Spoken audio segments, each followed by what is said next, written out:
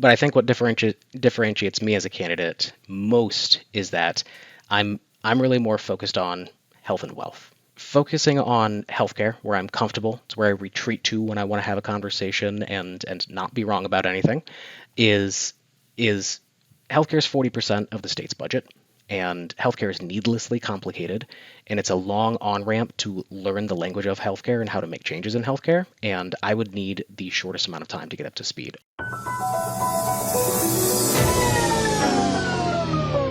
We're rolling. We're rolling.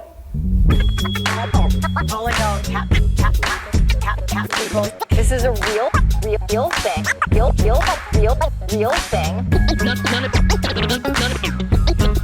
None of you have the balls to stop this. Stop this. I've got plenty of time. I have nothing else going on today. We're in the Wedge neighborhood right now.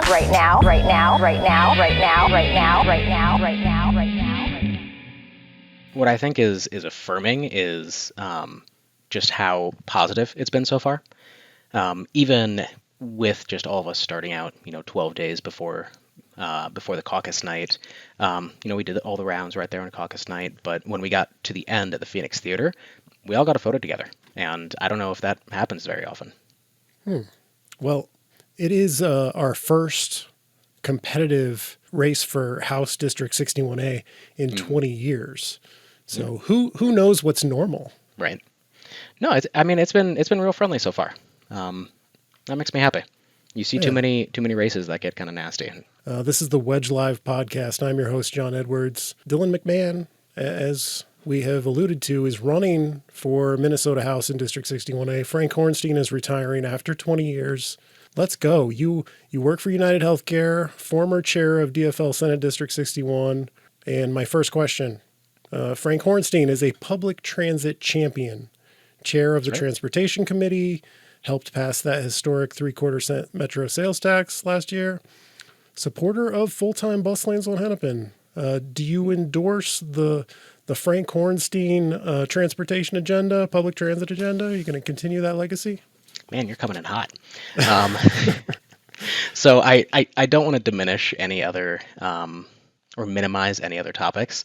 I have a lot to learn about transit. I fully admit I don't know enough, and I hope to learn more in this process. But as far as the Hennepin Avenue plan goes, I think that's kind of a done deal at this point, isn't it? It's already been discussed, planned, and now they're breaking ground on it. Yeah. I mean, I mentioned it as one of the things. It's not necessarily something you have, even if it wasn't a done deal. Can a state legislator affect that? No, but just trying to get a sense of you on transportation. So Frank Hornstein did write that letter in support of the full-time bus lanes to the city. And I'm just wondering, is that the kind of legislator you will be, that strong booster of public transit? Like I said, I don't know enough about public transit. I want to learn more. Would I be a strong supporter of other things that I know more things about, that I'm more informed on? Yeah, but at this point, I don't know enough about transit. Okay. I was at the 2 Saturdays ago, was it, with the Vibrant Lindale and Livable Lindale. I walked around there. I chatted with a couple people. I took literature from all the literature that was being passed out. But at this point, I'm just doing a whole lot of reading. Okay.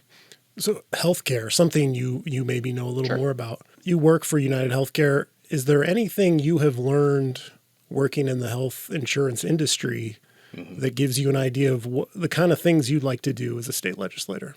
Yeah. So thanks for going somewhere I'm comfortable. So with state-based healthcare, medical assistance here, Medicaid nationwide, there are some really interesting things that have happened and can happen when you're using Medicaid dollars. So one of the main pathways that those things happen is through Section 1115 waivers. And it's basically saying, hey, CMS, national CMS, we want to use Medicaid dollars to do this new thing. A lot of things were tried during the public health emergency that for some reason just weren't made permanent or made permanent in states that aren't Minnesota. Specific example. In medical assistance, for instance, during the public health emergency, if your spouse had advanced dementia, you were allowed and paid for being their primary caretaker. makes sense, right? That's the person you spend the most time with. You're already living in the home. You don't have to pay for somebody else to come to the home to be the primary caretaker. After the public health emergency ended, they got rid of that, and only 9 states made it permanent. Minnesota's not one of those states. And so the way to make that permanent is through a Section 1115 waiver through the Human Services Finance Committee at the Capitol. So that's one example. That's an extreme example of something that Minnesota hasn't done, and that's something that I would support. Let's talk about just general community leadership. You think of a time when you saw a problem in the community and you showed up, you took some action, you showed leadership to solve that problem? Yeah. So with redistricting, Senate District 61 picked up Elliott Park from SD 59. And one of the first things I did is I listed all of the precincts by turnout data for the last couple election cycles. And so you can see that like there are sometimes just streets. Left side of the street has 70% turnout, right side of the street has 30% turnout. And that was kind of the case with Elliott Park. And so one of the concerted efforts I put forward was saying, hey, we need to have an event in Elliott Park. Not to say that SD 59 was not paying attention to them, but wanted to let them know that, hey, the DFL party is here, and a lot of things happened at the Capitol this last session, and we just wanted to share all the good things that happened. And so this last fall, I think it was fall, I was wearing shorts either way, we had a party with the DFL in Elliott Park. Had a whole bunch of tables, invited a bunch of people, got a lot of people on our email list. Keith Ellison was there. All the 3 electeds from SD 61 were there. Invited a bunch of the city council candidates that were running last year. By all accounts, I think it was a pretty successful event. Let's talk about education. I don't know if this is a scary topic for you. It's a scary topic for me. So go as deep or as not deep. I know it's the beginning of the campaign as you want, but Sure. Can you define the problem with either the way we fund public education? Like what is going wrong? It feels like Minneapolis public schools may be in a kind of death spiral. Can you define the problem there and like what you can do in the state legislature to help? Sure. So you want it from a Minneapolis lens, not necessarily a Minnesota lens? I mean, you're representing Minneapolis. You can go big picture or Sure. Small picture. Sure. So what I've heard in a lot of conversations is it was kind of a 1-2 punch for the Minneapolis public schools. First was the comprehensive redesign.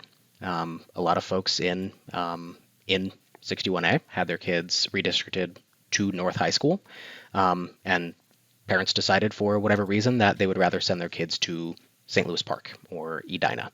And then the pandemic hit, and everybody had at-home schooling, which was another reason for some parents to take their kids out of Minneapolis public schools and send them to other schools that were doing in-person schooling.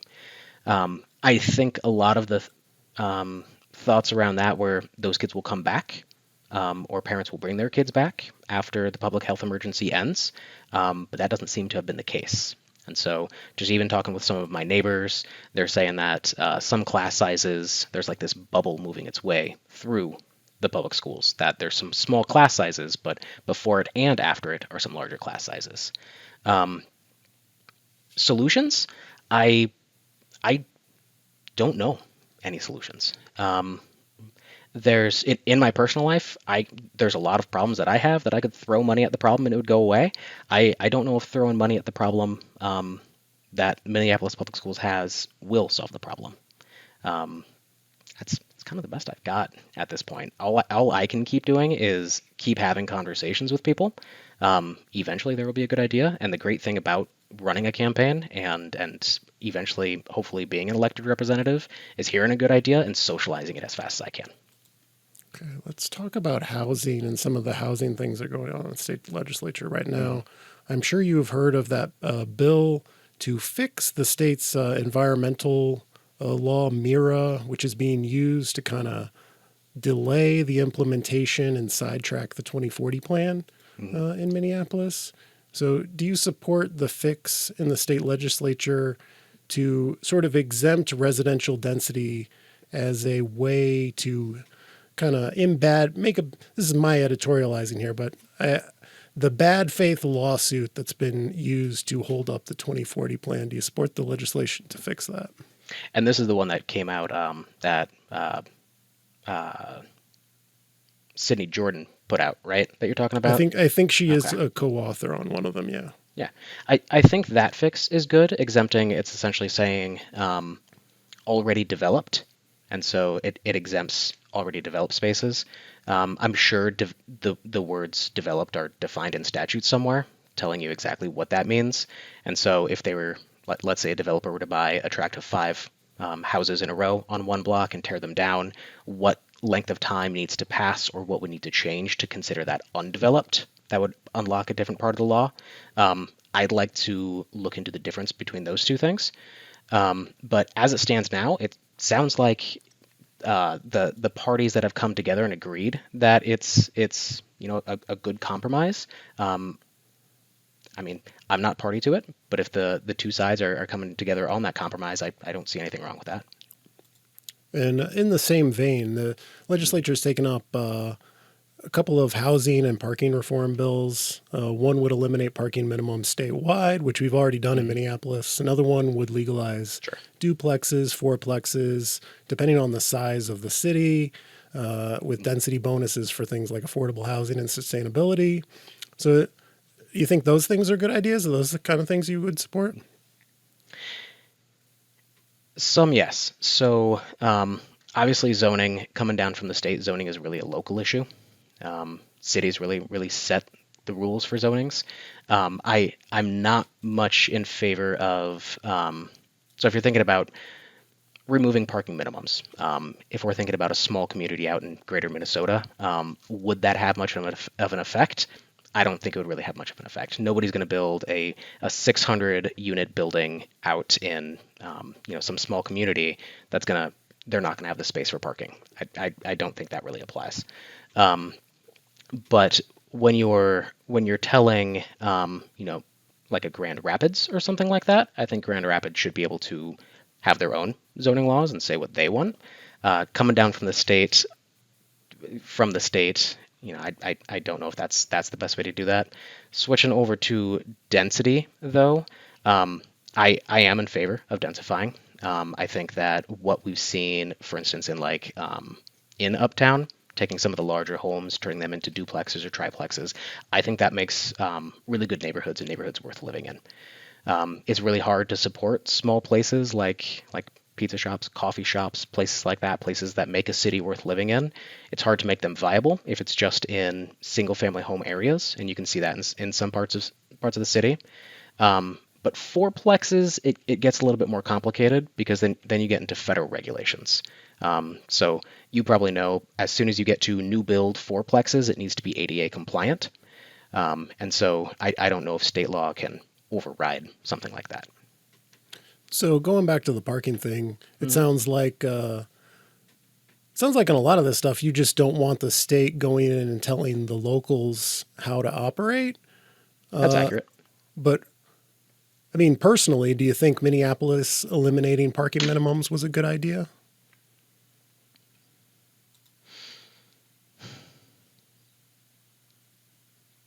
I think it works in some places. I don't think it works in all places. Okay. If I'm thinking about, so I used to live right in Uptown, and sometimes it was hard for me to find parking near my house, near my apartment, and so sometimes it was a 2-block walk, and we were a 1-car household, and so I took the bus most days when I was going to the U, and my wife drove everywhere. There comes a point where it almost becomes social engineering to say that, hey, we're going to eliminate all the parking and try to get you more on busing. And I understand, something has to happen first. To get more people on buses, you need to have more buses, and then you need to have them frequent enough to make that worthwhile. I get that. But I don't know if that's the right place to break that wheel or to start that wheel. You want to have a philosophical conversation? So you said I'd love that. Social engineering, eliminating the requirement, but like if you're building some housing, a 10-unit building, a 50-unit building, it would be up to you then to decide how much parking you would build. Like the private party there. Wouldn't it be social engineering to require an arbitrary amount of parking that's not really based on anything other than like vibes? I mean, yeah, it's social engineering on both sides in some way. Yeah. Okay. So I'm not. I'm not saying that like there's the traffic engineer's manual that is this unbesmirchable just set of rules that were established and are unquestionable. I'm not saying that at all.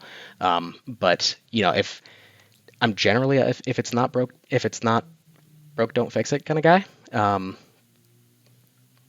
don't know what else to tell you. Okay. So traffic enforcement cameras, another thing the state legislature has taken up this year. Is that a good idea? So I was reading about this today, about the 31 deaths that came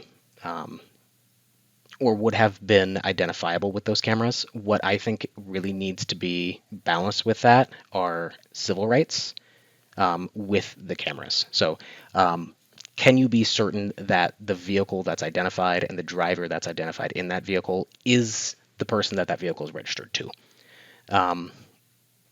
Of course, out in public, there's no reasonable expectation of privacy, but I think that also needs to come into the conversation of making sure that it's not just everything is being recorded all of the time. Yeah. I think one of the things they're going to do is have it attached to the vehicle. Mm-hmm. So it's not going to go on the driver's record. It's only going to be used similar to like parking enforcement. So just add that context.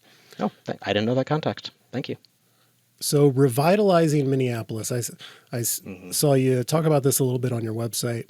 Sure. What are the policy levers that you can push to reinvigorate commercial areas like uptown and downtown? So I think one of the things could be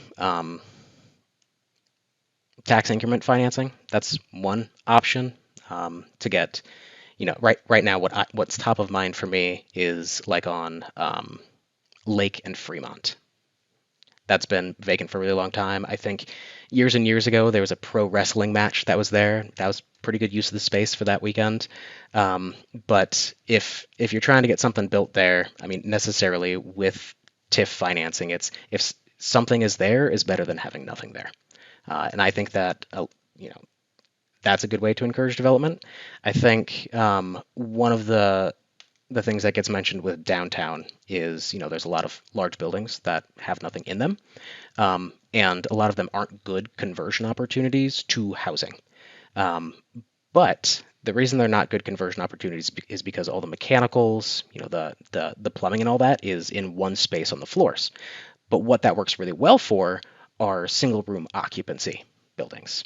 And if we're thinking about SROs coming through the county, I think that makes some of those buildings, now not huge buildings, but 6 stories buildings, it makes those pretty good candidates to convert to SRO. Homelessness. I don't know if we're coordinating well. You've got layers of government pointing at each other. City, a lot of people want the city to take on responsibility. Mayor Fry and his administration's response to that is, we are not funded to be the social services agency, essentially, and pointing at the county. Mm-hmm. And so I wonder if you, going into the state legislature, like what would be your role to help the city do better on encampments? Sure. So I have yet to hear ideas that solve the problem now. And so I don't have any ideas to socialize with you to solve the problem now. Instead, what really I can offer are ideas that will solve kind of some of the underlying problems. For example, I support a housing first approach. As soon as you get people into housing, no matter the cost it costs to get them into housing, you can coordinate care. They have a stable address, they have a stable home over their head. That's really where everything else flows from. And this kind of comes back to the healthcare thing, where I'm comfortable, is there are a lot of states using Section 1115 waivers for housing. And this would apply to that population. So what a lot of that is because it would be between 70 and 90% of the way funded by the federal government to provide health-related social needs to this population. So public safety, similar question. It's on everyone's minds. Man, you're what- going through these fast. Are you sure there's going to be a 45-minute interview? It's definitely not. Like you are super efficient. You're the most efficient guest. Like you don't filibuster. A lot of people will filibuster. You're not Sure. filibustering. All right. So I endorse Dylan McMahon as the non-filibustering guest. So Can I clip yeah. that to just I endorse Dylan McMahon? you can do whatever you want. Clip me out of context. I would be honored to be clipped out of context. So public safety. Sure. Another thing that is on everyone's mind, do you have any policy levers to push on public safety? Do you have a public safety agenda that you take into the state legislature? Sure. I don't have an agenda. The best things that I have are what I really want to see funded are. So if we're thinking about Minneapolis, it's a lot of people are looking for solutions now. Carjackings happen now. Shootings happen now. And a lot of that is through the mayor's office. Mayor's office owns public safety now with the restructuring of the city government structure. From the state legislature, what I would want to do is either pre-event funding for things. I'll get more into the things, or post-event. So pre-event, what I'm thinking of with that is programming. I see Boys and Girls Club being something to fund, being a really good resource. I used to go to Boys and Girls Club. I would go to track practice after school, and then I'd have to hang out at Boys and Girls Club until I got picked up by my parents. Another thing close to me is Outward Bound, if you've ever heard of Outward Bound. It's for kids at risk of being at risk. And it's essentially saying, hey, you are from this hardscape, cityscape. Why don't we take you out into the woods, teach you how to climb a tree, teach you how to canoe, things like that. And I think getting out of your environment to somewhere entirely different is a great learning experience. So that's sort of before event things that I really support. Post-event things are things like culturally competent counseling. There was some, I was talking with a couple people, and they were saying there's some good stuff coming out of the legislature last session, but they want to see more of that. Specifically, what I've heard about is trauma counseling that you can be assigned. Some trauma counseling, I could check my notes, but some trauma counseling requires 90 to 100 days of sobriety before you can receive that trauma counseling. Which, how can you recover from trauma, but you have to be sober first, and maybe the reason you're not sober is because you haven't recovered from that trauma? Is 120 days the right amount of time? Probably not. Is 5 days the right amount of time? I don't know, but I would like to hear from people who are much smarter than me on that topic. Maybe let's think about changing that amount of time required for sobriety before you can receive the trauma counseling. So it's a lot of pre and post is what I have opinions on. I don't know if as a state legislator that you can do things that will have an impact now and today. Okay, Dylan McMahon. Do you know the problem with candidates these days? Aside from all the filibustering answers that they give, taking up all my time on these Wedge Live podcast episodes. The problem is they're all saying the same thing. You go to the websites, all these DFL candidates for anything, and it's impossible to differentiate them. So here is your chance. I think there's four, as of now, four total candidates running for 61A. How are you different? How would you conduct yourself differently?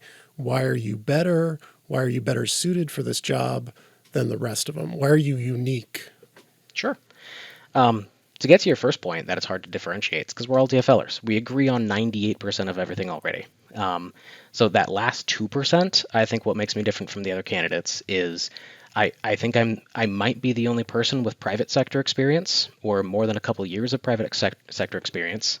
I come with a finance background. I don't think any of the other candidates come with a finance background.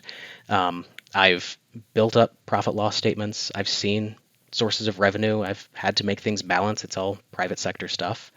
But I think what differentiates me as a candidate most is that I'm really more focused on health and wealth.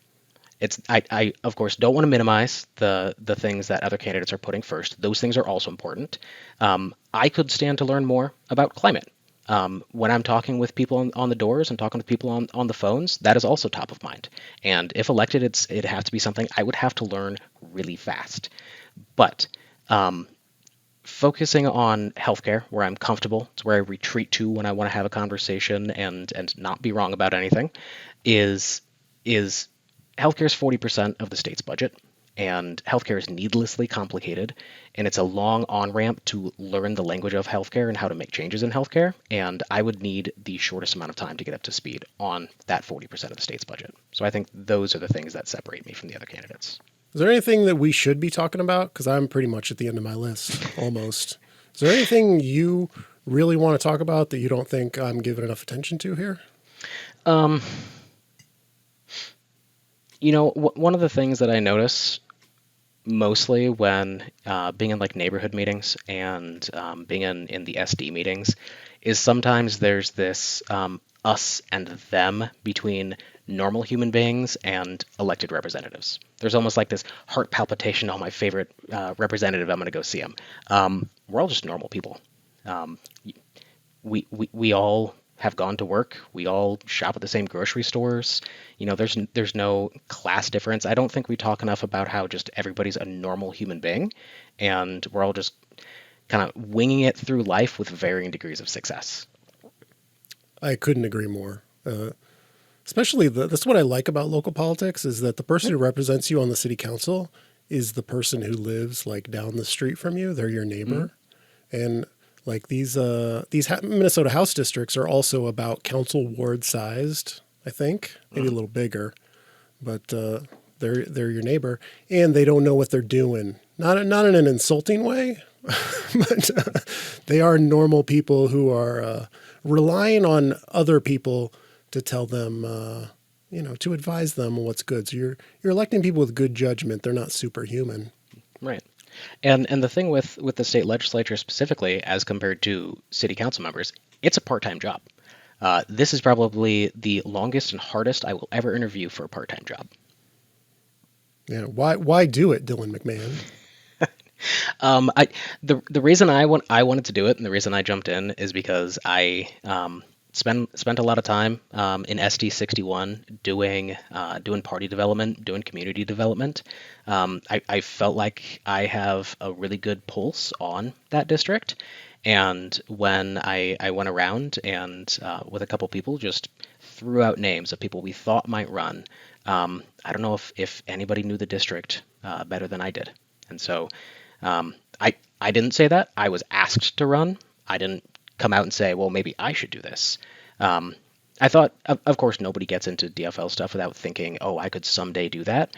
I just didn't think it would be this year.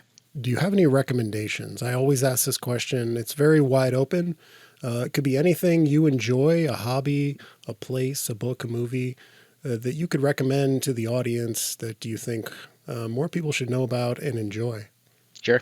I'm going to move my camera here for a second. 2005 album, LCD Sound System, the eponymous album. Highly recommend you go back and listen to that. Daft Punk is playing at my house, Tribulations. I've been having that on repeat for the last couple weeks. You're recommending an album from 2005? Yeah. Okay. It shows that I might be older than I actually am. Is that helpful? Yeah, sure. Are you okay. So when you talk to people, you're making phone calls? I don't know. Are people judging you on age? Are they saying you seem too young or you seem too this? Do people have preconceived notions? That is actually a question that I get asked on the calls. Is a lot of the times, if we think about current city council members that are representing this area, I think they're all under 30. And so I do get that question, is they want to know how old I am. And the age that I am is usually if you're going to try this thing for the first time, it's usually the age you try it at the first time. Yeah, I find that people are very suspicious of young people these days. That's fine. They were young once too. It's true. Can I turn the question back on you, actually? What would you recommend? Me the interviewee. Do it.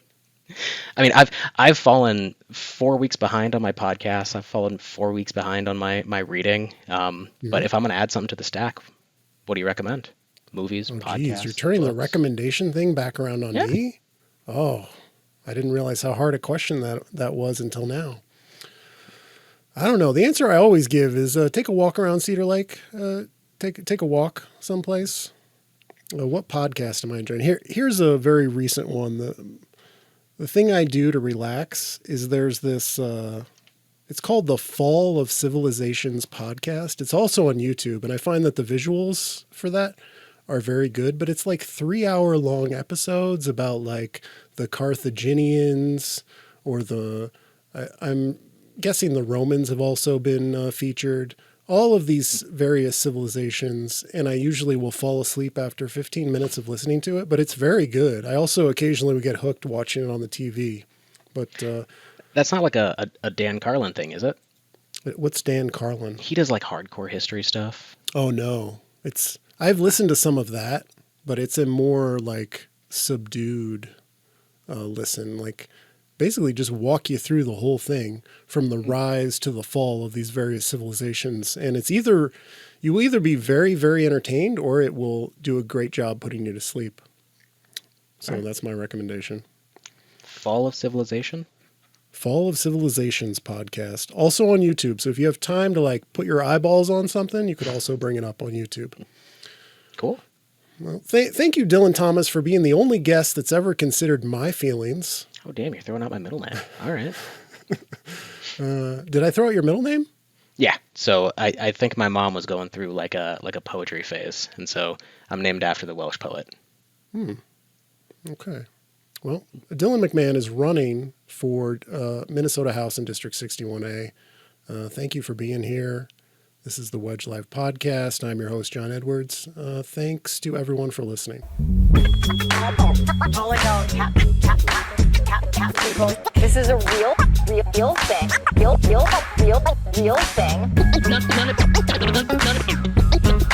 None of you have the balls to stop this. Stop this. I've got plenty of time. I have nothing else going on today. We're in the Wedge neighborhood right now.